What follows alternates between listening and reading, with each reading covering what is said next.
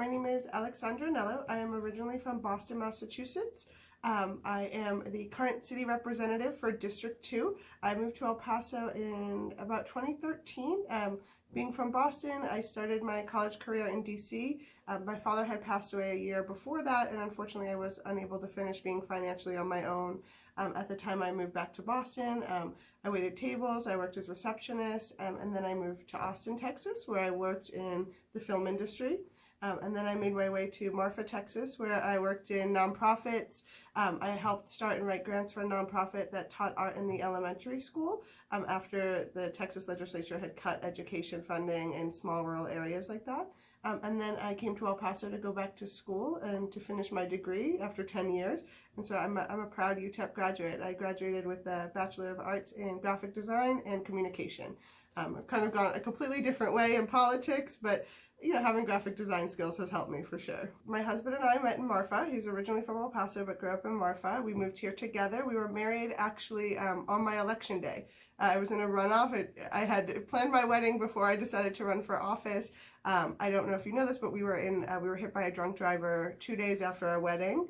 But he's doing great. You know, we're definitely recovering. We're doing well, and we have a lot of family support here in El Paso. Community-wise, you know, I've been involved with a lot of organizers when it comes to some of the things we're dealing with in El Paso with education, school closures, as well as environmental, but also mental health is a big, I don't want to say passion, but something I care about greatly. I come from a family of women who have many mental health issues, and so I am on the Emergence Health Network board, and I'm also part of the Mental Health Consortium, which brings together all types of people in the field. So mental health field, truancy field, child care field, and elected officials to try to just create better systems here in El Paso. What advice I would give to my 17-year-old self? I think I would tell myself, you're gonna figure it out, right? Again, my father passed away when I was 17. My mother did have a lot of mental health issues, as I had mentioned, and so I was on my own financially at 17 and was trying so hard to succeed, right? And then when I had to leave school, it was very hard on me. And I felt like for, you know, a good 15 years, I kept saying, I have to do something. I have to make sure this works, you know, within the means that I was given in the world. And, you know, it has worked out. And I think I would definitely tell my 17-year-old self just to enjoy it. You know, you're smart, you're independent, you're strong, you're gonna do this.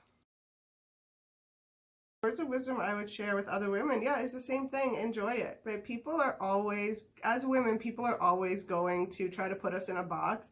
They're always going to try to just slide something in there to belittle the work that you're doing. But again, you are strong, you are independent. This world would collapse without women. And just, you know, have fun, know who you are, and don't let people make you second guess yourself. I would say, you know, running for office, there were so many moments that my first opponent, who was a man, you know, tried to shut me down. She's just a student. She's just a young girl. And it was, yeah, to me, it was like, oh yeah, all of these things that I'm proud of, that I've worked so hard for, someone is going to try to use that against me, belittle me because of that. But that's my power. And yeah, it was definitely a moment of, oh yeah. If there was one person alive that I would want to speak to, I would want to speak to Michelle Obama. I really do think that she is such a smart person. Right? I'm in politics, and so I always find it so refreshing how she's very open about she doesn't like politics, but it was her life. She still is involved to this day, and I think there's really something incredible about someone who can be so open about their hesitation with something and still push themselves forward, still get up there every day and say, this is the situation that I've been giving it. I'm doing it because I love my family. I love this country, and I'm going to be open with you about how I don't like it, but this is why we need to work at it. And I've always been super inspired for her, you know, and I mean, she talked a lot about, I live in the White House that was built by slaves, and it was just, you know, her ability to call things out as they are in a way that is like very honest and very respectful. Yeah, so that is the person alive I would like to speak to. You know, this may be a little personal, but if there was someone deceased, you know, I would love to talk to my father again, for sure. You know, I lost him at the age of 17. He was my best friend, and you know, every time I do something, I'm like, I wonder what my dad would think. I'm sure he would be so proud of me. And so that is the person deceased that I would love to speak to. Yeah, there are a lot of things that I would like to accomplish in this lifetime. I mean, for me personally, you know, I would love to be a parent. You know, I'm 36 years old, so I'm kind of like feeling that right now.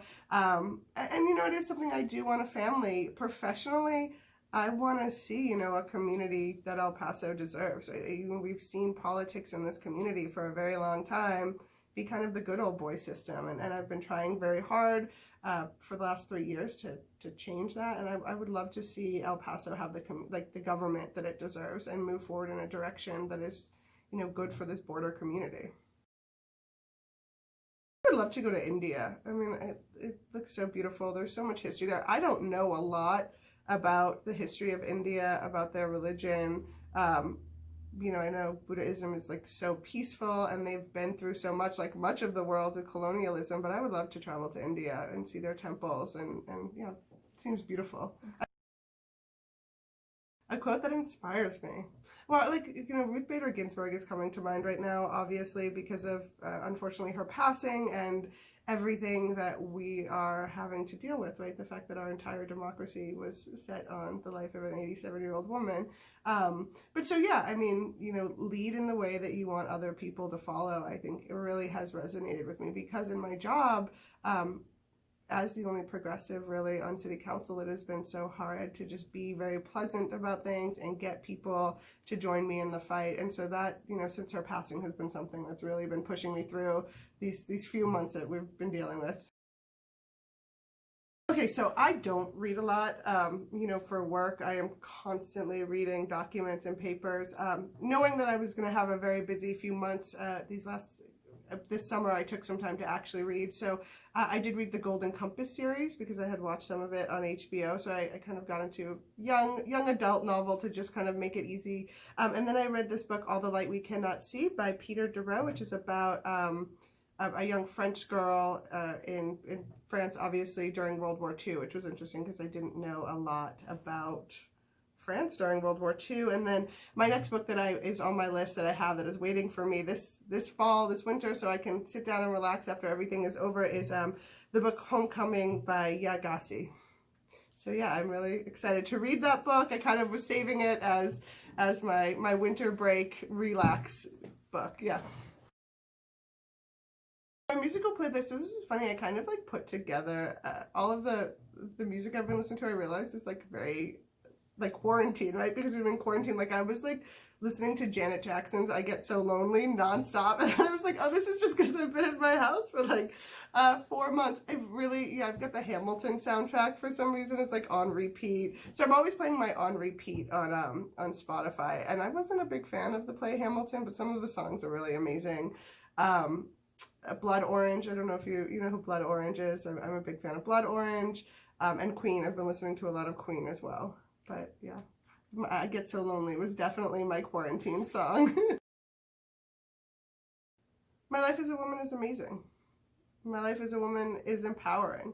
You know, I believe that women are the strongest thing in this world, and I think we'd be a lot better off if we had more power. And so yeah, my life as a woman is amazing. What I love about El Paso is the people. I really do. I think, you know, I'm from Boston originally. I came from a very Italian community. My father was born in this country but raised in Italy and came back when he was a teenager.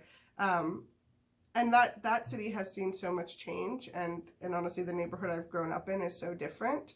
And you've really lost that sense of community, and I feel like in El Paso you still have that, right? I feel like the city is so close, and it's all about family and love, and that's what I love about El Paso.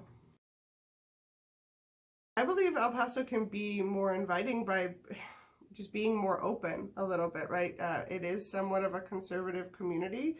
As you know, it's some of the things that have happened, right? We don't have a lot of the conversations that we should have.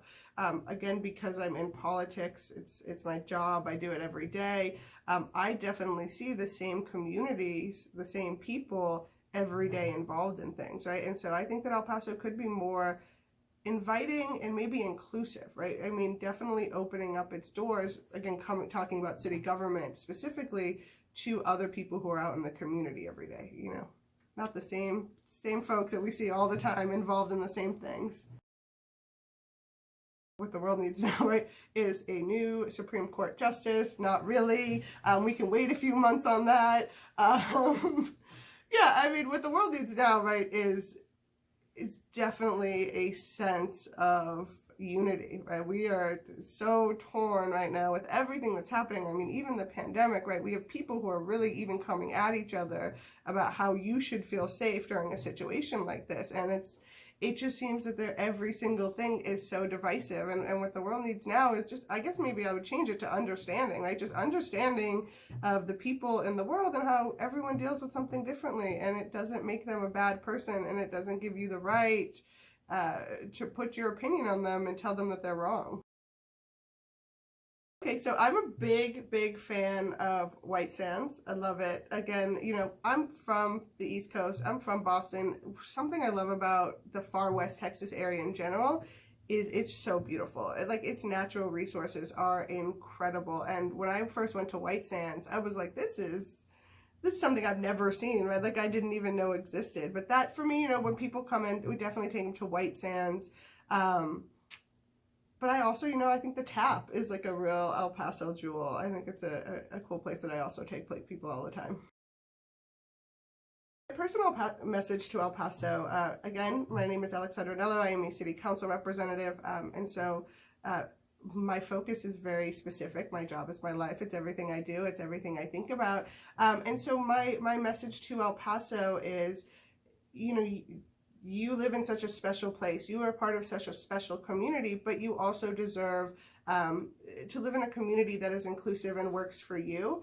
And I think that, you know, El Pasoans are not very involved in the politics in their community. And I think, you know, it is time that we as El Pasoans, you know, share our voices and are vocal about what we want in the city and what we want in our community, because we can't do it unless we give the message out. And so I guess, yeah, in the end, my message to El Paso is let's have our voices be heard.